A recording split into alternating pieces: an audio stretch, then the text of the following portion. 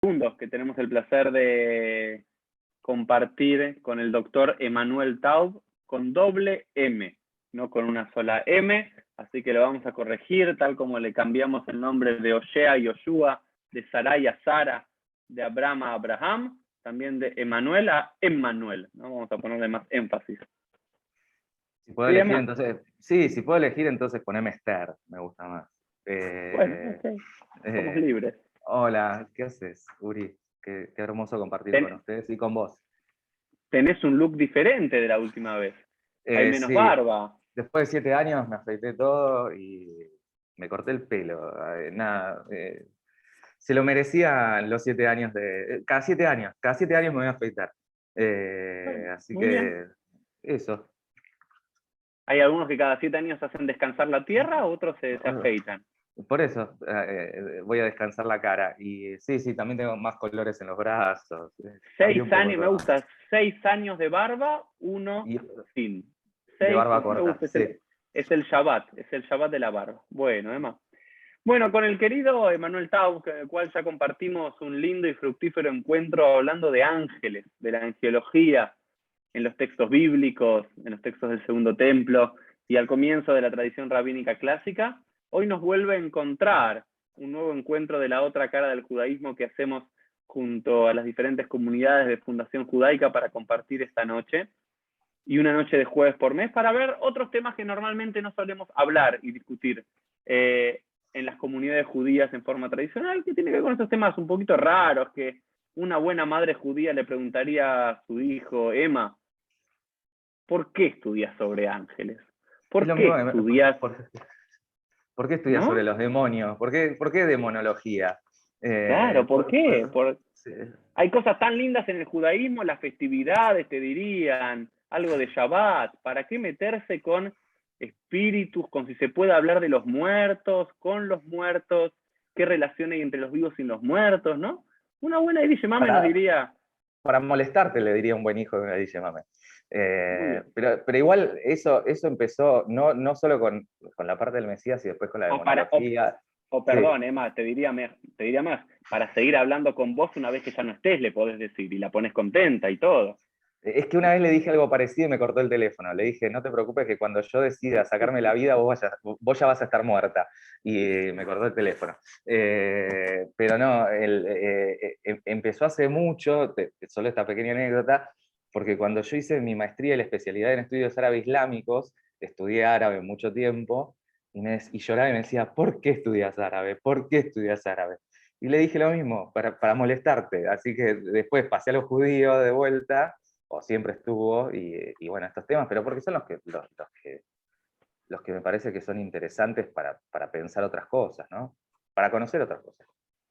Muy bien. Y solamente como punto de partida en estos encuentros, si ustedes saben, y si no está habilitado el chat, le vamos a pedir a nuestra querida Eli que nos lo habilite, porque la idea también es invitarlos a hacer preguntas, a Emma especialmente, que es el que sabe, yo simplemente soy un interlocutor, alguien para incentivar el diálogo.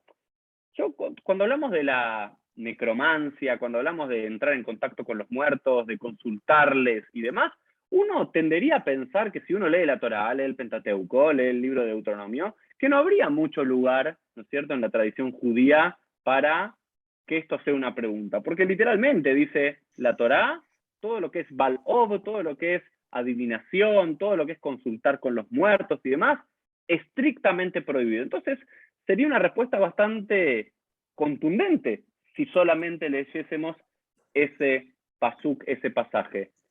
¿Pero es así, Emma? Está re bueno lo que decís, Uri, como para partir la charla.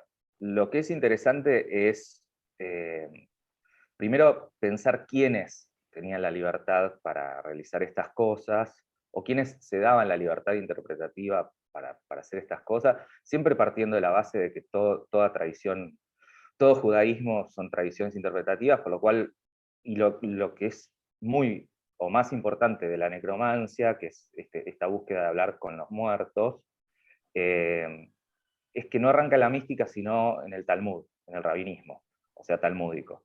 O sea, la forma y el método es anterior o del periodo de su... Es más, no era una pregunta de la mística, Nosotros, la vez pasada, cuando hicimos la angelología, y creo que vos me habías preguntado cuándo surge la mística judía, o un día que hagamos algo sobre mística, o sea, la mística judía solo puede surgir cuando se dan dos cosas básicas. Por eso todo lo demás son relatos y formas o sea, esto de que Moisés recibe en el Sinai una segunda revelación de los secretos, o que Abraham fue revelado el Sefer Yetzirah, el libro de la creación, todo eso es forma de legitimar y dar la autoridad a una tradición que nace en el mismo periodo que están haciendo el Talmud. Porque para que nazca la pregunta de la mística, que es una pregunta, sobre todo, que busca una experiencia y construir un saber, tienen que pasar dos cosas. Tiene que haber texto, sí o sí, y si hay texto, Dios no habla. Por lo cual son las dos cuestiones que tienen que existir, y eso está, o sea, básicamente la destrucción del segundo templo, ¿sí? Ese periodo que va entre el -1, entre Hillel y el +1, y por el otro lado tiene que existir el rabinismo, porque son, digamos, rabinos de las épocas talmúdicas los primeros místicos. Ahora, esos rabinos místicos de lo que se llaman las primeras corrientes, que son los relatos del trono, el Masé Bereshit y el Masé Merkabah, y del libro de Bereshit y Merkabah, no estaban interesados por la adivinación ni por hablar con los muertos.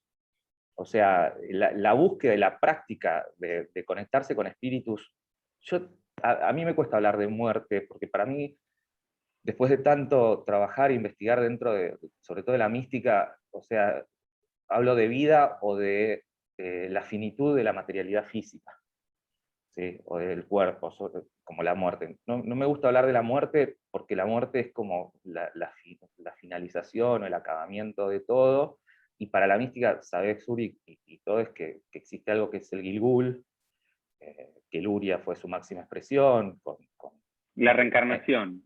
sí, y la transmigración de las almas, que eso es netamente cabalista, eso no aparece en la mística judía hasta el siglo XII y medio. O sea, por eso digo, es todo un proceso de construcción y de diálogo con el mundo no judío que lo va incorporando el judaísmo. Pero volvamos, Emma, te quiero traer a Sí. tierra, Emma, vení para acá un poquito. Sí. Hay un concepto básico que es, si la Torá prohíbe algo, es porque hay algún israelita, algún judío, que lo hacía. ¿Estamos de acuerdo? Totalmente. Ningún esquema religioso, cultural, nacional va a prohibir algo que nadie haga. Si se prohíbe matar es porque alguien mata.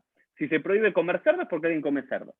Entonces, cuando la Torá, en el libro de Deuteronomio, prohíbe hablar con los muertos, la pregunta es, ¿había israelitas allá por el siglo VI, VII, VIII, antes de la era común, que acostumbraban a hablar con los muertos? Y si así era, ¿qué es lo que buscaban en ese diálogo con los muertos? ¿Saber cómo estaba mamá, papá, un abuelo o algo más? Yo creo que, o sea, no hay certeza de responderte si había hijos de Israel que practicasen eso hasta el rabinismo, hasta el Talmud. Lo que sí había era una vida en torno a otros pueblos que sí lo hacían, porque la cuestión de la negromancia en el Talmud diferencia eso.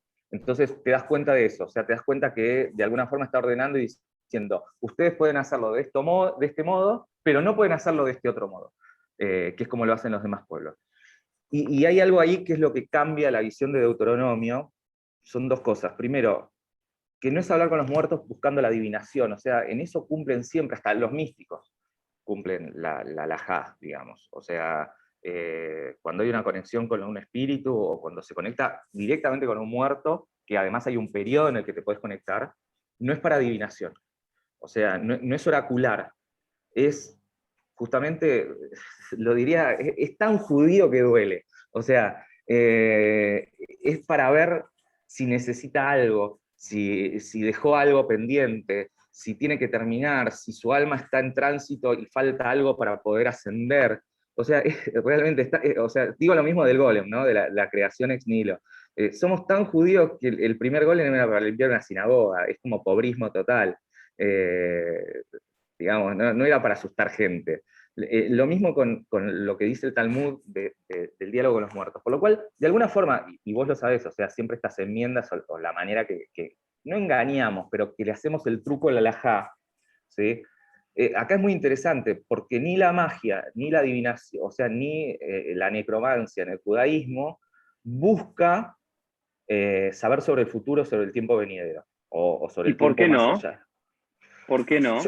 Yo creo que porque en el fondo, o sea, se entienden que esas prácticas son posibles, pero se entiende también al mismo tiempo que el futuro deviene de nuestras acciones en el presente y del tiempo mesiánico, por lo cual no es un tiempo homogéneo, y como dice Benjamin, ¿no? Un tiempo homogéneo y vacío, sino que sabe que en cualquier momento el Mesías puede entrar por una ventana, sino que tienen que ver hasta en eso, ¿no? Los judíos, con resolver problemas desde otra dimensión, pero en ese ahora.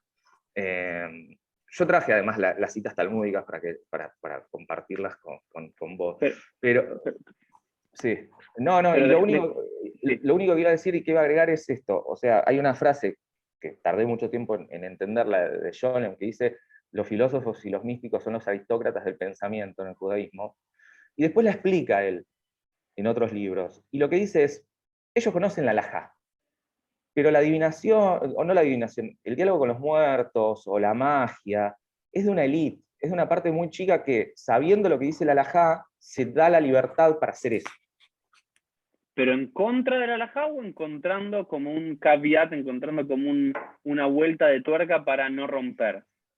Encontrar una vuelta de tuerca para no romper. O sea, saben que lo que están haciendo podría entrar en la prohibición alágica de la adivinación y de saber sobre el futuro, por eso la vuelta de tuerca, ¿no? Como Maimónides con los atributos negativos, tan hermoso, tan sencillo, tan perfecto para hablar de Dios, lo que hacen es no consultar, no les interesa el futuro.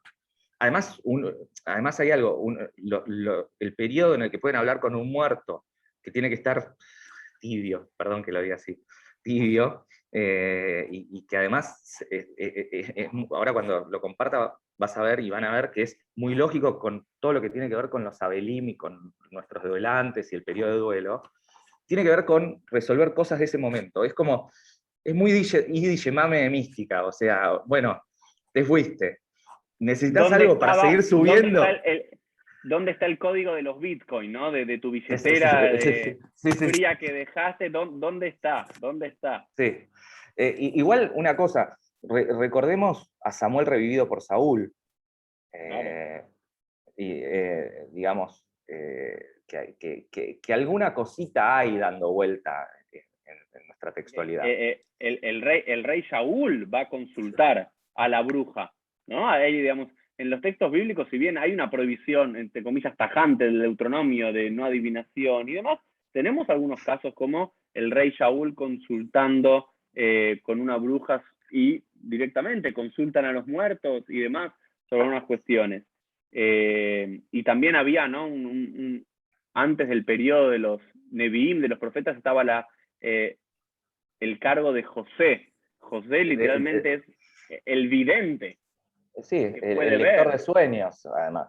el lector de sueños como Yosef. Entonces, sí hay como una tensión entre estos rituales que al parecer podían entrar en conflicto con una teología monoteísta pura, donde solamente Dios conocía el pasado, el presente y el futuro, que quizás ese también es el gran problema, me parece, que Totalmente. la adivinación podía estar en contraposición a los designios divinos, o que solamente Hashem conoce allá o bebe. Fue, Sí, es y será. total. Y mira, ya te tiro un dato que es interesante sobre la necromancia en el judaísmo. Primero, es tan judío que a mí a veces me hace reír. Primero, que el muerto, el fallecido, solo puede ser interrogado durante los primeros 12 meses luego de morir. Nada más. O sea, 12 meses. O sea, el periodo del Kadish clásico, el periodo del primer Yortzeit. exactamente. Exactamente. Por eso digo, empieza a interactuar con nuestra alhaja. ¿Por qué? Porque ¿Ese concepto sale del Talmud? ¿Dónde sale ese concepto de sí, 12 meses? sale de los tratados medievales, o sea, de tratados medievales basándose en el Talmud. Yo ahora leo lo del Talmud, pero digo, cosas interesantes. 12 meses. ¿Por qué se considera 12 meses? Porque es cuando los cuerpos permanecen intactos, digamos, dentro de la tumba. Y acá nos empieza a dar una explicación que es mucho más interesante. Dice que son 12 meses lo que puede tardar, no que tarda 12 meses, sino que en el periodo de 12 meses, y por eso respetamos los 12 meses, es el periodo en los que las almas ascienden y descienden. Por eso hay que respetar los 12 meses. Y por otro lado, que los espíritus respetan Shabbat, o sea, no se los puede hacer hablar en Shabbat. Maravilloso. Ok, bien.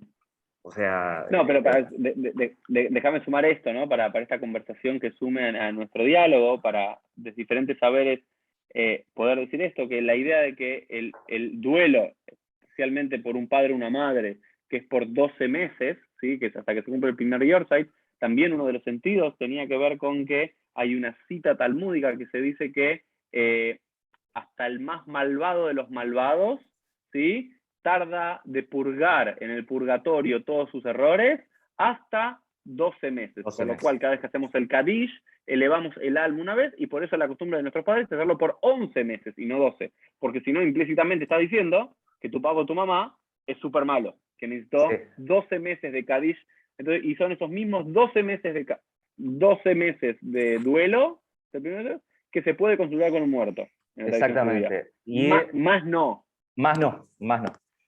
O sea, por eso digo, marca la diferencia, y esto es talmúdico, marca la diferencia con lo que yo entiendo que son otras tradiciones u otros pueblos que practican de otro modo, y ahora cuando leamos la cita lo vamos a ver. Pero voy a agregar algo porque es interesante, porque este es el método talmúdico, o sea, rabínico, y después cuento algo del místico cabalista, que es posterior. Pero el Talmud dice que hay dos formas de hacer necromancia, o sea, el muerto nombrándolo, ahora voy directamente a la forma, pero, o preguntando, dos cosas que se le pueden hacer, o sea, nombrándolo para que te diga algo, o preguntándole al esqueleto, ¿no? Hablando con el esqueleto. ¿Sí? Ambas tienen que ser en contacto físico o totalmente, por fuera eso. del cementerio. No, en el cementerio tienen que ser, o sea, con el muerto enterrado. O sea, no, en todo caso, digamos, sin cerrar.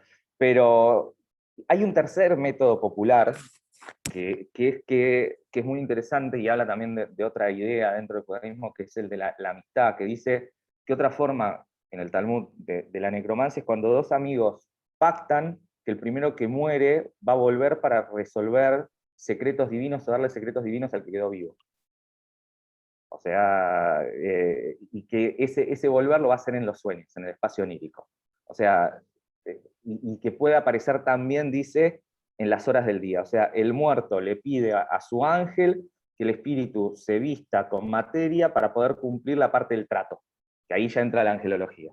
Pero me gusta mucho esto de la amistad, ¿no? O sea, Uri, vos y yo decimos, bueno, el que se muera primero vuelve para contar algún mindset, ¿no? Che, Uri, no sabes, era mentira, o sea, esto. Ahora, si te parece, leo lo que dice, es cortito lo que dice el tratado. Está en el Talmud, en el tratado de Sanedrín, 65b, de 6 a 9, ¿sí? Dice, los sabios enseñaron, un nigromante es aquel que hace que la voz de los muertos se escuche hablando entre sus articulaciones y desde su axila. Desde su axila. Sí, desde su axila. Un hechicero, Idioní, es aquel que coloca, o sea, y acá se diferencia, es aquel que coloca un hueso de un animal llamado Yadúa en su boca y el hueso habla por sí solo. Esto es lo que no se puede hacer. ¿Sí? Que esta es la diferencia.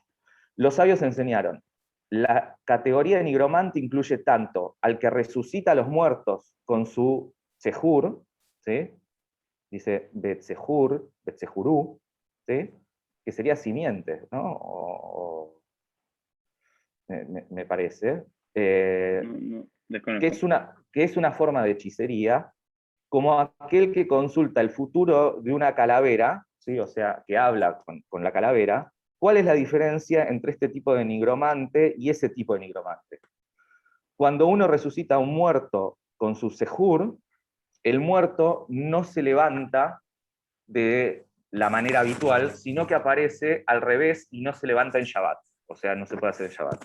Por el contrario, cuando le preguntás a una calavera sobre el futuro, o sea, aparece esto del futuro, el muerto se levanta en su forma habitual y se levanta incluso en Shabbat. Por lo cual se da a entender que preguntarle a una calavera es lo que no se puede, ¿no? Muy shakespeariano, ¿no? Decirle qué es lo que... Porque además estaría transgrediendo el Shabbat. Lo que se puede es justamente lo anterior. O sea, igual me parece genial que hable de la axila, ¿no? Pero bueno, eso dice...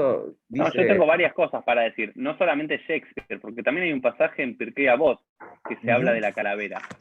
¿sí? Cuando Sí. Hillel, ¿no? Esa calavera que se la ve flotando, ¿no? Y que dice, porque mataste a otros, porque ahogaste a otros, terminarás ahogado, ¿no? Pero, Totalmente. y lo de la axila, ¿hay alguna interpretación? Yo tengo una muy solamente porque mi mamá es puericultora, Yo ¿no? por eso te la Porque, traje a vos, o sea, yo investigo cómo se hace, vos me decís el porqué no, rabínico de no, las no, axilas. no, no, no, no sé, pero técnicamente también hay, como en otros mamíferos, las mujeres tienen pezones de amamantar hasta las axilas, ¿sí? Que en Sí, algunas, que por algunas malformación se termina desarrollando y demás.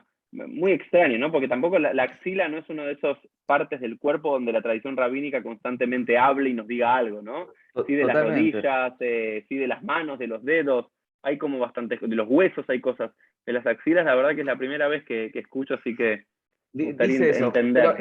eso es lo único que dice sobre la necromancia en el Talmud, que ya es un montón, o sea, por otro lado, porque está diciendo, hay un método que se llama hechicería, que era ponerse un hueso en la boca de un animal y hacerlo hablar.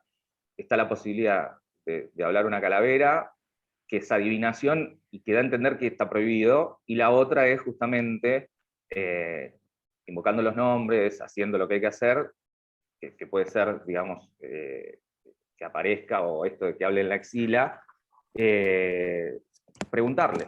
O sea, y preguntarle cosas, porque ahí no dice adivinación, y eso me parece que es interesantísimo. O sea, Entonces, repasemos. Hay un tipo de necromancia que estaría prohibida y otra permitida. Después los detalles entre sí. una y otra está. Lo que sí está prohibido del todo es hacerlo para adivinar. Ujú. Y solamente por un periodo de 12 meses. Estamos como recapitulando lo que viniste diciendo, según la tradición Totalmente. rabínica. En esos 12 meses tengo que estar enfrente, digamos, siendo, digamos, Metole Fanab, digamos, frente al muerto, en el cementerio. No hay una cuestión de Impurificación. transmisión de impureza ritual, digamos que, porque Yo, tenía que ver con el... yo me hice la misma pregunta, Uri. O sea, porque el tema, sabemos que el cementerio es uno de los lugares más impuros y que el contacto con el hueso de un muerto. Yo creo que esto ya es interpretación porque no dice nada el Talmud de eso. O sea, yo creo que tiene que ver con que por eso no se puede agarrar la calavera. Se dice, y ahí sí, Mm. estoy de acuerdo con lo que vos decías, que en algún momento alguien de los hijos de Israel, del pueblo judío, del pueblo de Israel anterior al Talmud, hacían negromancia con huesos. Porque las dos formas con hueso están prohibidas. O sea, está prohibido digamos, el hueso en la boca y está prohibido agarrar la calavera. Entonces, ahí sí entiendo que esas prácticas alguien las hizo y están prohibidas, y sobre todo por el tema que sabemos alágico de la impurificación en el contacto con el muerto. La forma que está permitida, o las dos formas, pues está la de los amigos, es invocando sin necesidad de que esté afuera el cuerpo del muerto. O sea, y eso me parece que es importante. Porque Y, y, sí, es todo como un recoveco por la halajá también, o sea, están respetando estas cuestiones, pero me parece que también es interesante, no están negando prácticas que se hacían antes. mm.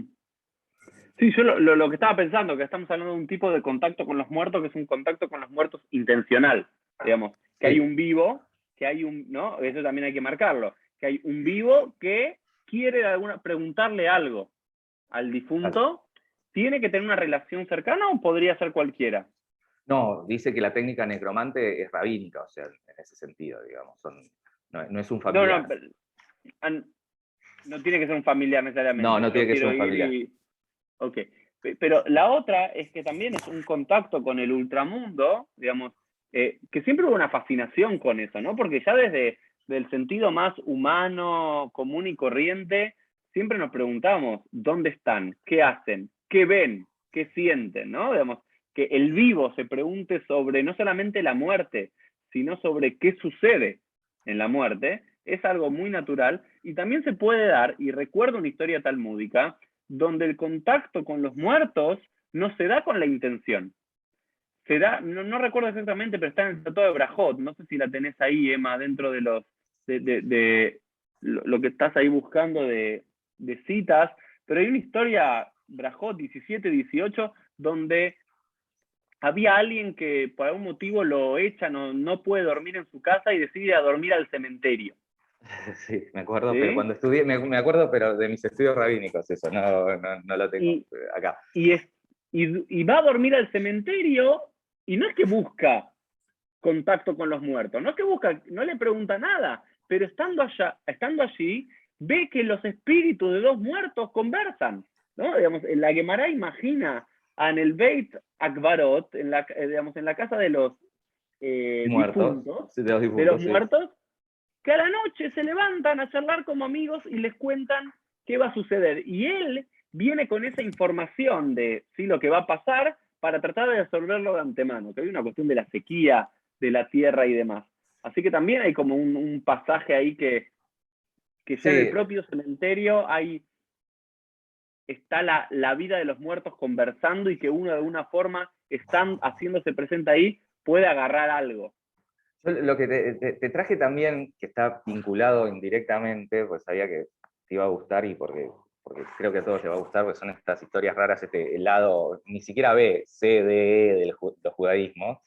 Esto sí es cábala. Recuerden solamente que la cábala es una tradición mística la más importante y que arranca a mediados del siglo XII hasta mediados del siglo XIII, que es la cábala clásica con la aparición del Zohar y de ahí en adelante. Y en la cábala tardía, en la demonología, hay una historia muy particular vinculada a los cementerios, por eso la traje, que tiene que ver con lo que se llama los Banim Shobabim, que se puede traducir como hijos ilegítimos o traviesos o malvados. ¿Sí? ¿Y qué dice que es muy interesante? Que cuando muere una persona, un ser humano, en su muerte y entierro, los Banim Shobabim, ¿sí? Que son como pequeños demonios que están vinculados con ese ser humano, hijos ilegítimos o traviesos, vienen acompañando. O sea,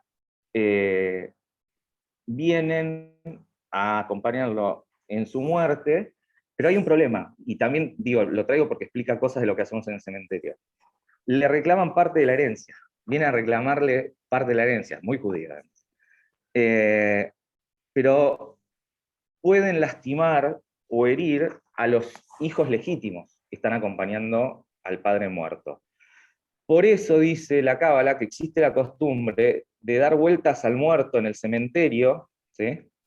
Antes de llegar a donde se lo va a enterrar, o sea, de llevarlo dando vueltas, y eso es para repeler a los demonios, a estos Banim Shobabim, y también dice esto más adelante, en el siglo XVII, que hay una costumbre que en una gran cantidad de comunidades no se le permitía a los hijos legítimos vivos acompañar el cuerpo del padre en el cementerio para prevenir que sean lastimados por estos demonios.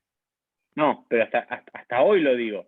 Hoy cuando en cualquier cementerio cargamos el arón, el cajón, la costumbre es que pueden ser normalmente hombres, por el peso, por el machismo judío, por lo que fuese, pero nunca los hijos. Exactamente. Fíjese. Y Porque uno tendería a pensar, qué mayor honor, porque muchos hijos me preguntan, en el sentido, qué mayor honor de poder ser yo quien cargue dentro de los 4 o 6 que sostienen. al padre. Y mirá qué extraño el La origen cábala, de por por qué eso, no. digo, y acá es donde se entrecruzan nuestras prácticas rituales con nuestra halajá y con la tradición mística. La tradición mística explica que es por estos demonios particulares que dentro de la demonología judía, que son los hijos ilegítimos, a mí me gusta la palabra traviesos, no son malvados, son traviesos, ¿no? Que vienen a hacer a reclamar cosas que le debía esa persona. Pero bueno, pueden lastimar. Y digo, lo traje, sabía que te iba a gustar, porque lo hacemos hoy en día en los entierros, y porque lo hacemos hoy en día en nuestras prácticas rituales en el cementerio. Eh, También es interesante, ¿no? No es motivo de esta charla, pero para pensar hasta qué medida la mística, la cábala, influenció en la halajá. Y una un gran montón. crítica que hubo de grandes maestros, especialmente porque el que trae todo esto es Yosef Karo. Si uno lee el Mishneh Torah del Rambam, esta halajá no está, pero vos vas, ¿sí? al Shulchan Aruch de El Yosef Hanaru. Karo, siglo XVI, que sí, aparte de ser un gran alajista, era un gran místico, y hay una gran influencia de la mística en, digamos, que las mujeres no vayan al cementerio, o de muchas otras cuestiones, ¿no? En muchos otros halajot, que no tienen que ver con la halajá talmúdica tradicional, sino con estas ideas más esotéricas del misticismo, pero que aún así, aunque uno no sea un místico, aún así que uno no cree en todas estas cosas, o no crea que existan o no sepa, influencia en el día a día de Sí, la vida judía. ahí es un diálogo que siempre tenemos pendiente, entre todos, ¿no? Los que pensamos el judaísmo y digamos, el rabinismo. Acordamos que el Shulchan Aruj es digamos, nuestra tradición halágica legitimada por casi todas las autoridades rabínicas, y está escrito por uno de los grandes místicos, cabalistas, que es Yosef Karo. Es más, Yosef Karo tiene mucho más libros y tratados de mística que de alajá. O sea, cumplen con una alajá, digamos, o la alajá que está por debajo de los diferentes movimientos y la relación que tenés con digamos, el judaísmo alágico y con la práctica alágica, está escrita por uno, o sea, no solo por uno de los grandes cabalistas, sino por un cabalista que es fundamental entre el Zohar y el periodo clásico de la Cábala, siglo XIII, y antes de llegar a Luria, que es la máxima expresión digamos, de la Cábala teosófica o teórica, ¿sí? Pero no solo que, o sea, que está en ese camino, sino que Yosef Karo es fundamental para que llegue Luria, por algunas cosas que dice. Lo mismo que Moisés Cordovero, que son los dos grandes maestros anteriores a Luria. Y es muy interesante esto que vos marcás, Uri, porque lo podemos ver desde otro lugar en el Rambam, ¿sí? O sea, en Maimónides. Maimónides era un gran, digamos, el Mishneh Torah, o sea, un gran teórico, digamos, del Talmud, de la ley, de la práctica de la vida judía, pero escribe uno de los libros más revolucionarios por el que si en otra época lo hubiese escrito, como Spinoza, le podrían haber hecho un jerem, un anatema o un edicto de excomunión, porque la Guía de Perplejos, digamos, es uno de los libros más revolucionarios dentro de la tradición judía y permite la transformación del judaísmo a como hoy en día se practica. O sea, no hay nada más revolucionario en el siglo XII, XIII, porque muere en 1204, que decir que el judaísmo, la tradición judía, la textualidad judía y las ciencias del universo, o sea, universales o del espíritu, especialmente la filosofía, son opuestas pero no contradictorias. Y tomar como herramienta el aristotelismo para interpretar y ponerlo por sobre la interpretación talmúdica, porque él dice, o sea, justamente en la última historia de la Guía de Perplejos, dice que los exégetas del Talmud, los rabinos talmúdicos, llegan hasta el palacio, que sería de Dios, o sea, el rey, pero no pueden entrar, y que los que entran son los que saben filosofía. Los que tienen esa llave, los que tienen la última llave para entrar. Que no es que te dejan frente a Dios, pero es que te dejan más cerca. Eso es revolucionario totalmente, y al mismo tiempo escribe el Mishneh Torah, o sea, y los principios de Maimónides, y las cartas. Pero Sí, volvamos un poco, Emma, te quiero traer de vuelta a los vivos, sí. los muertos, porque quiero plantear otra cosa, un poco más...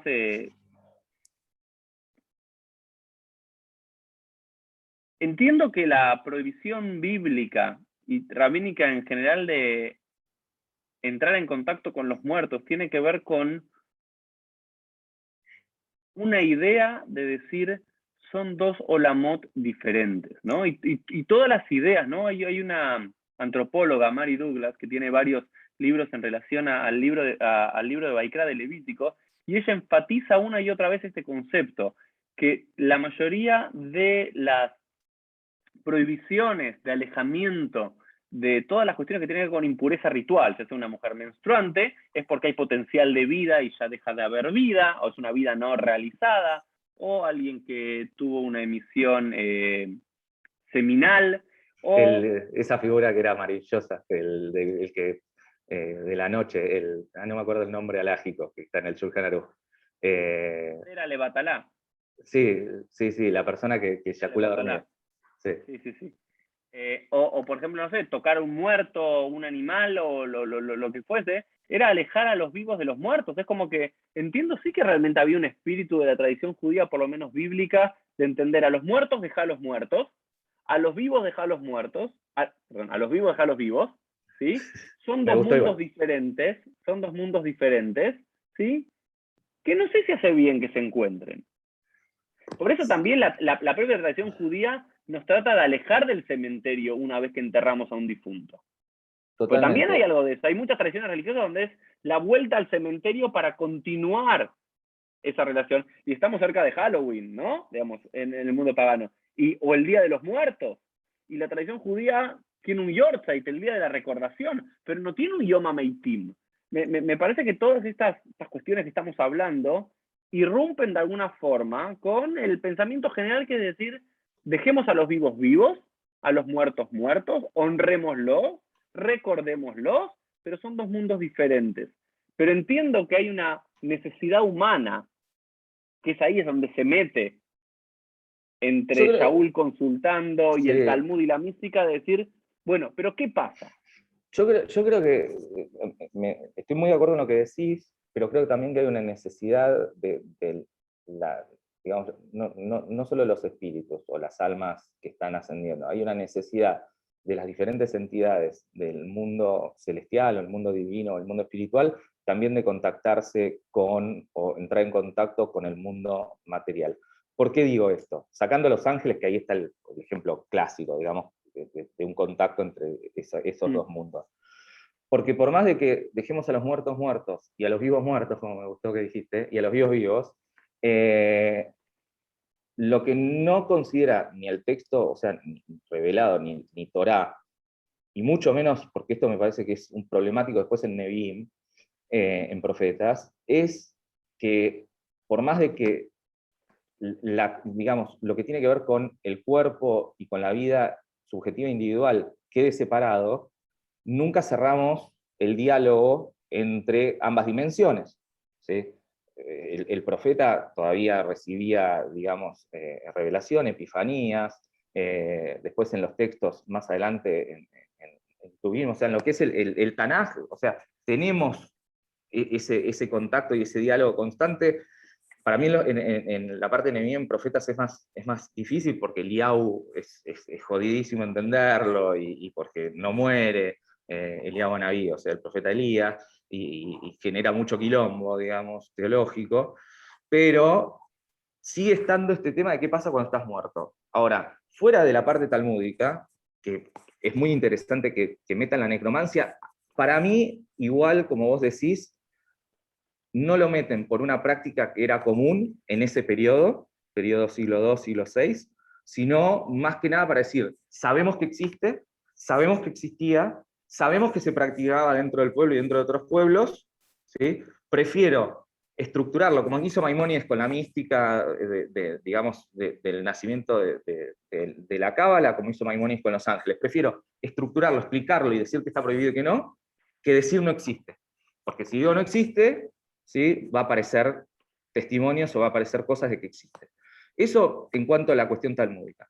Ahora, la cábala ya cambia eso, porque la cábala, digamos, que es no la mística anterior a la cábala con la cuestión de la transmigración y la reencarnación de las almas, y después Luria con la demonología, Luria hace los primeros exorcismos para Dibu, o sea, tiene tratados de exorcismo, ahí ya hay otro tema, y ahí el tema principal es que nunca estuvo cerrado el diálogo, o sea, no hay secularización, no hay que matamos a Dios, o sea, el diálogo, justamente los místicos y los cabalistas son mucho más alágicos que los alágicos. ¿Por qué? Porque vos estás en la tarea de terminar de cerrar un proyecto de Tikkun que empezó en el, digamos, en el mundo espiritual, en el mundo divino, y de equilibrio, y además es antropocéntrico, o sea, y el que tiene que cerrarlo sos vos, o sea, el ser humano. ¿Y cómo lo cerrás? Cumpliendo las mitzvot, además de toda la parte mística. Entonces tienen esa mezcla, o sea, son muy, muy, muy alágicos, y además son místicos cabalistas. Eh, Mm. esta paradoja, esta tensión es muy judía, porque al mismo tiempo son los que mayor libertad interpretativa tuvieron en el judaísmo, o sea, crearon un mundo sefirótico, crearon una imaginación de lo que es Dios y cómo Dios se manifiesta y de los diferentes mundos, pero siempre, y ahí está lo judío, es lo que yo llamo la ontoterapéutica ética, con una ética que te agarre a tu vida constante y cotidiana, porque vos tenés que cumplir para ayudar a esa armonía. Por eso el mesianismo no es relevante en el judaísmo hasta el siglo XVI, más o menos. en el judaísmo místico y cabalista. Ahora, con la cábala y con el surgimiento de libros como el Sefer HaRazim, el libro de los misterios, ya empiezan a haber fórmulas para hacer hablar a los espíritus. No para los espíritus que se te manifiestan, que eso es lo que ya sabemos de monología, el Dibuk, el Ibur, el Magid, todo eso. Sino, porque eso es interesante, vos dijiste, Uri, una cosa es que vos trates de hablar con un espíritu, o un muerto, o un alma, o que de ese lado te busquen a vos. Hay las dos cosas. Cuando de ese lado te buscan a vos, es lo que llamamos demonología o espiritismo dentro del judaísmo. Ahora, cuando vos buscas vincularte con eso, también hay fórmulas y hay libros, o sea, medievales y tratados de cábala que lo hacen y que ya no es la necromancia. Es directamente buscar a través de un mediador un espíritu de alguien que necesitas contactar. Pero entonces yo tengo una pregunta, ¿no? Porque al lector bíblico, al que lee el Tanaj, lo ameitim y aleluya, los muertos no te alabarán. ¿Sí? Como una idea de decir, te vas de este mundo, fue. Sí. ¿Sí? Se terminó. O después, ¿no? Encuentro algunos versículos o algunas ideas, Emma. Sí. Me parece que estoy pensando ahora que el libro de Eclesiastes, el libro de Coelet, es uno de los libros que más en contacto está en ese sentido con la muerte, ¿no? Dice, es mejor el día de la muerte que el día del nacimiento, ¿no? ¿Por qué el día de la muerte es mejor que el día del nacimiento? Y otra pregunta más es, esta idea de que uno se puede comunicar con los muertos, ¿sí? Da a entender que el muerto está todo el tiempo ahí disponible para vos. Entonces el muerto está haciendo algo. O sea, ahí habría que distinguir dos cosas. O sea, la primera es, lo que vimos del Talmud de la necromancia son los 12 meses de ascensión y descenso. O sea, no es que está haciendo nada, está tratando de irse. Lo que pasa es que vos lo podés enganchar y decirle, bueno, antes de que te vayas, hablemos un rato, porque necesito saber la clave para los bitcoins, ¿no? O dónde dejaste la llave del auto, ¿sí? Por eso están los 12 meses. Ahora, la búsqueda de hablar con un espíritu, por eso separé espíritu de alma, que también es una separación dentro de la cábala y de la mística judía, pero no es con cualquiera, porque lo que entiende el proceso de Gilgul, de transmigración o reencarnación, es que el alma sigue su camino, tiene que ascender, ¿sí? Y volver a bajar, ¿sí? Para seguir en esta circularidad. Cuando el Sefer HaRazim busca justamente, y está toda la parte de, a través de este mediador, que es un ángel también, para contactar un espíritu, es un espíritu que por alguna razón no ascendió. O sea que está encallado entre mundos anteriores al mundo celestial, al último mundo divino. O sea, no podés hablar, a ver, yo no puedo contactarme con mi abuelo, ¿sí? Porque además eso sí está prohibido, podría, según algunos textos de mística, pero sería contraproducente para ese alma y contraproducente para mí y contraproducente para la tradición, digamos. No es que podría, pero no está autorizado, porque estaría descendiendo algo que está ascendiendo, ¿sí? O que ya está en su camino. Algo que ya ascendió, que ya llegó al lugar que debería llegar y está haciendo, digamos, hay algo ahí de egoísmo. El que habla, el que intenta hablar con un muerto luego de 12 meses es un egoísta, porque es una neyamá, es un alma que ya ascendió a estar lo más cerca que va a poder estar de Hashem, y vos egoístamente, por una necesidad particular, lo estás llamando. Sí. Entonces, vos además, podés comunicarte con él cuando todavía está en proceso. No, digamos, me parecen ideas como interesantes, ¿no? Y lógica. Para ver. Además hay otra cosa. Lógicas no sé, Emma. Lógicas es otra lógicas cosa. Dentro de lo que yo pienso de la lógica mística. No, pero hay otra cosa que es interesante también para la teoría o las doctrinas sálmicas dentro del judaísmo. No hay un alma, Emma, no hay un alma Uri, ahí lo veo a Facu, que lo quiero mucho, está ahí, no hay un alma Facu, ¿sí? O sea, para el judaísmo, a diferencia de para la tradición álmica, o sea, que digamos otra tradición, la espiritista, que no es judía, hay algo que es una diferencia fundamental. La tradición espiritista, ¿sí?, dice que aunque no hubiese mundo material, las almas existirían. Y que un alma no encarnada es lo que llamamos espíritu, ¿sí? Para el judaísmo, la existencia de las almas, o sea, tienen una función y una tarea que es darle vida al cuerpo material. O sea, no hay alma y cuerpo separados. O sea, en el momento que el alma asciende, sube y baja de vuelta digamos, además sabemos que esto es Talmud, o sea, el alma entra en el cuerpo cuando sale, o sea, del parto, el tamaño de lo que es la uña del meñique, o sea, y ahí ingresa el alma, no para el Talmud, para los místicos, ¿no? Para el Sefer Gilgulim.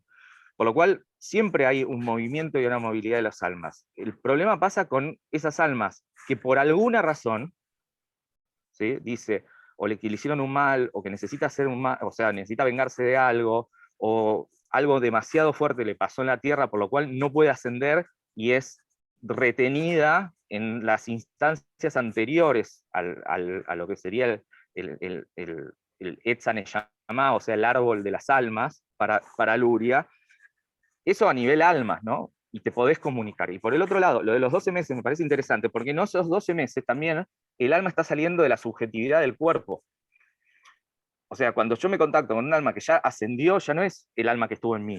Tiene una huella por la que tiene que volver de las diferentes vidas o cuerpos, digamos, materia en la que estuvo, pero no lleva el nombre de cada uno. Tipo, yo estuve en Ematau, antes estuve en Rabia Akiva. No, no, digo, no tiene eso. O sea, y es más, la primera tradición cabalista, el Sefer Abair, dice algo así, o sea, los textos entre el Sefer Abair y el Zohar, el inicio de la Cábala, lo que explican es que el alma cuando asciende es como que va a un laberrap, ¿sí? Se limpia de todo, queda colgadita y planchada, pasa por una tintorería china y baja de vuelta, limpia, ¿sí? ¿Y a dónde baja? A otro, digamos, a dar vida a otro cuerpo que están A haciendo. otro cuerpo, ok. Siempre bajan a otro cuerpo, no bajan, o sea, por eso el judaísmo separa alma de espíritu. Un alma no es un espíritu. Los espíritus tienen que ver con la demonología y con el diuk, con el ibur, que también tienen un porqué y buscan algo, pues no son ni buenos ni malos, sino que están buscando algo. Pero el alma, o sea, si yo no me puedo contactar con mi abuelo que falleció a los 60, no sé, hace 20 años. Porque ese alma, más allá que pasaron 12 meses, ese alma ya está en otra persona. Totalmente. Eso me parece interesante el judaísmo. O sea, también, viste, es como que, digo, llevándolo, sabes que mami, a mí soy rabino, ¿no? De púlpito, entonces me gusta más llevarlo al día a día, ¿no? De nosotros, sino sí. al mundo álmico, ¿no? Esas cosas se las dejo a ustedes, a los místicos del CONICET. No esté escuchando el CONICET porque trata de no tener místico. Es cuando encontrás una persona y dices, me haces acordar a alguien. Sí. Hay algo de vos que me rememora a otro, demás. Me parece que hay algo lindo, ¿no? Y también está ese mensaje de pensar que todas las almas surgen del alma de Adán Rishon, ¿no? Del primer ser humano, ¿no? Entonces, ahí hay una cuestión mucho más, y que después se divide, se resquebraja ese alma en todas las almas potenciales que vienen del mundo, entonces no nos une solamente la carnalidad de ese primer ser humano, sino todos compartir parte de esa Neshama. Y una cosa más quería decir, creo que los 12 meses de por qué te puedes comunicar con un muerto nada más, porque después de los 12 meses en la tradición judía, cuando vos perdiste algo después de 12 meses, haces lo que se llama Yehush. Yehush significa dar por perdido algo, ¿no? ¿Viste? Cuando, no sé, perdés la billetera o perdés el celular o una llave, durante un tiempo lo seguís buscando y crees que va a estar. Pero cuando pasa un X periodo de tiempo, decís... Sí, menos la tarjeta de crédito de débito, pues en 12 meses te reventaron las cuentas. Pero... Claro, pero ya está. Lo das, no sería traducción al español de Yehush, pero lo das por perdido. Lo das por perdido, ¿no? Y me parece que también, ¿no? Esa conexión inmediata que tenemos con ese ser querido que falleció, por más cercano que sea, creo que el año ya también marca un momento de dejarlo descansar finalmente. De dejarlo ir.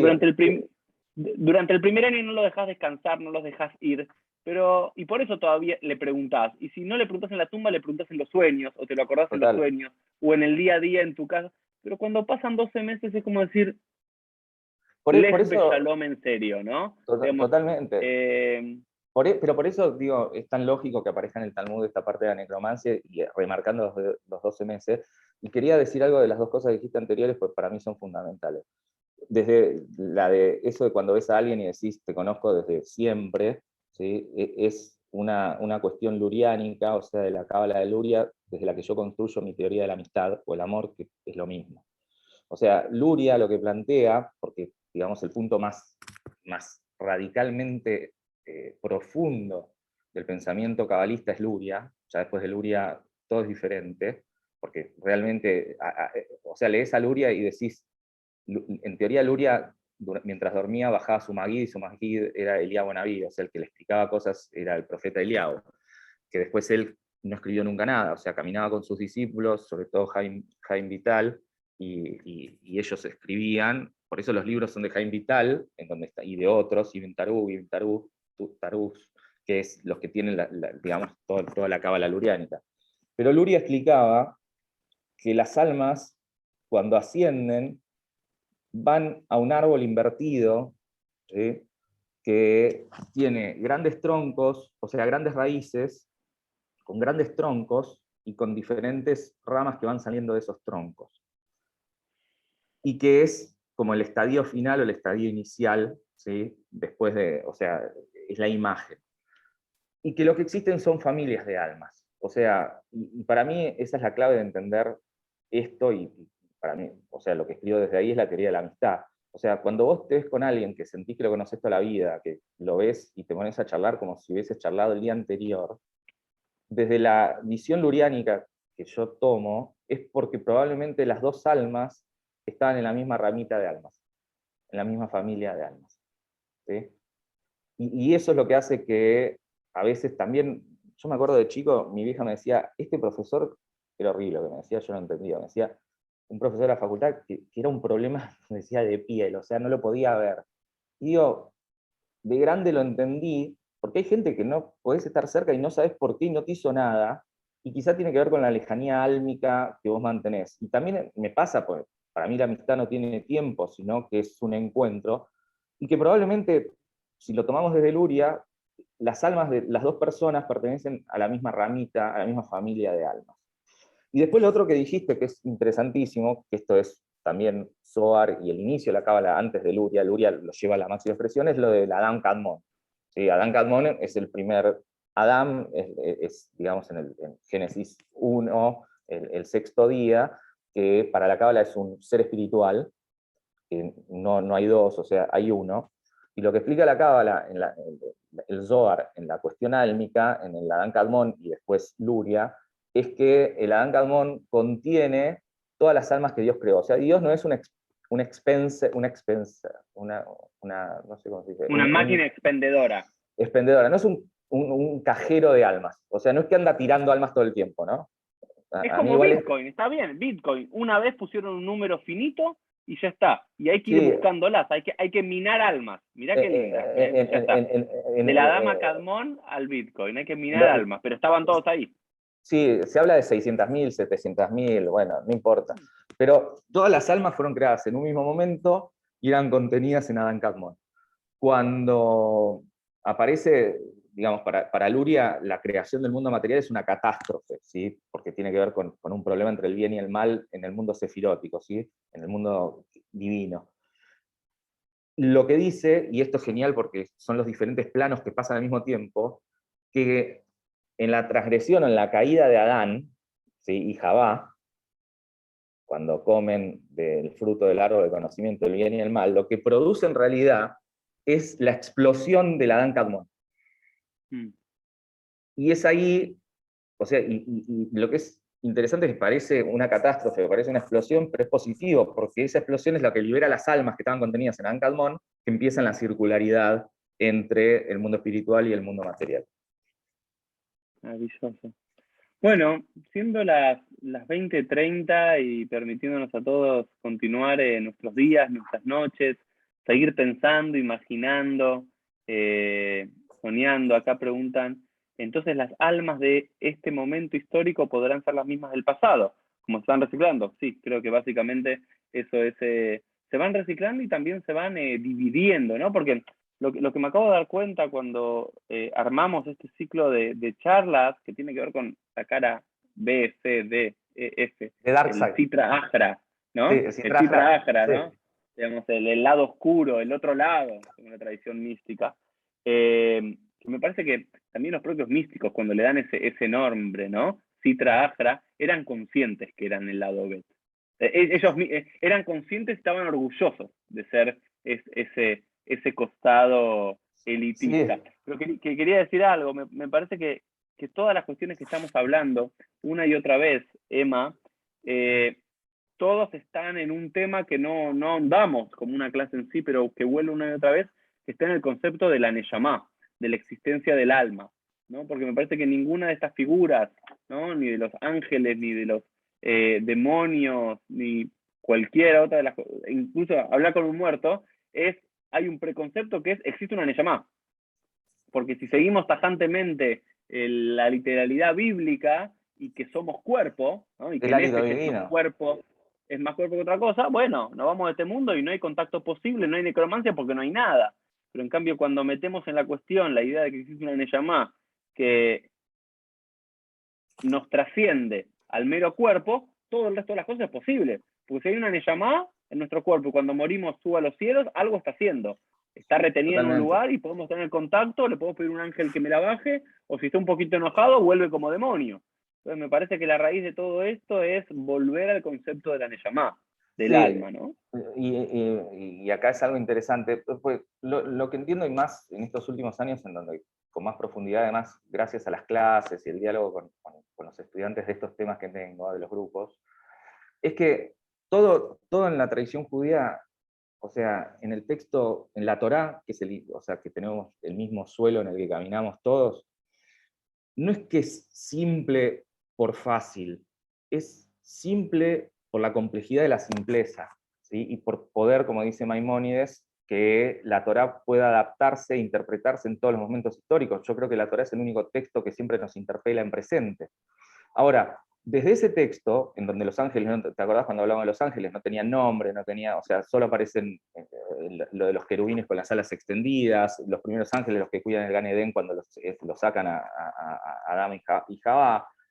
Ahora, a medida que el judaísmo va, digamos, errando, caminando en el tiempo histórico y dialogando con los mundos no judíos, va complejizando estas cuestiones. Por eso ya en el Segundo Templo, en la época del Segundo Templo, tenemos una angelología mucho más compleja.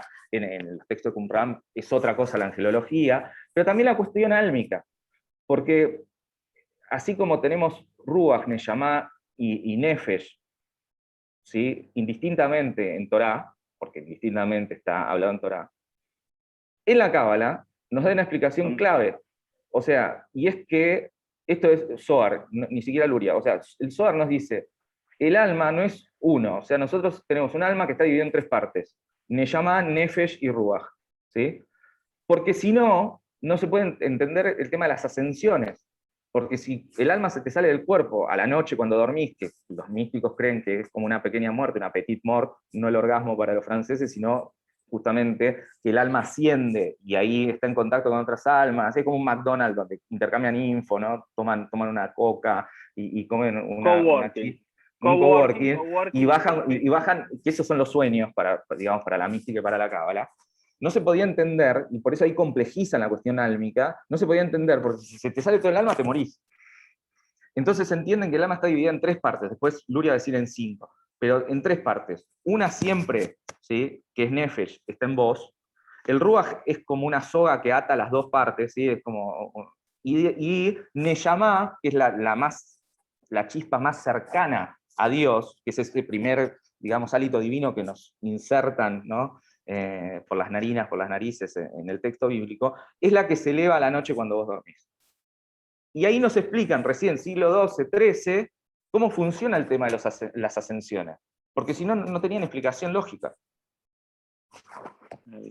Eso. Bueno, gracias a todos por acompañarnos. Ahí varios pedían la grabación, queda ahí en el Facebook de Fundación Judaica, y a todos los que se anotaron para estas clases también les estaremos mandando el link de YouTube. Y Mando el Emma, CBU gracias. Sí, también, para la gracia. también, lo que quieras. Lo que quieras, lo Gracias que a quieras. vos, Después Uri, te quiero y gracias por invitarme. pedile a un muerto que te pague, pero sí, con cariño. Bueno, nada, y gracias a todos por acompañarnos cada una de estas noches en el la otra cara del judaísmo, y Emma, por compartir tu pasión, tu amor por todos esos temas. Y nada, cada uno desde su lugar, de su creencia, desde donde está, poder pensar juntos y seguir viendo un judaísmo mucho más complejo, un judaísmo mucho más rico, un judaísmo mucho más contradictorio, un judaísmo mucho más dark del que solemos encontrarnos, y buscar en qué de todo esto nos habla y nos interpela. Yo creo que, por más raro que suene, algo de todo esto queda en nosotros, de alguna forma. Y yo solamente agradecerte a vos, Uri, y ahora entendés lo que pienso, por lo menos sabés lo que pienso cuando hablo de amistad, y gracias por tu amistad, gracias por la invitación para estar con ustedes en estos diálogos, que disfruto mucho y donde puedo compartir también lo que me dedico. Bueno, un cariño grande para todos y nos vemos en el próximo encuentro. Chau, chau.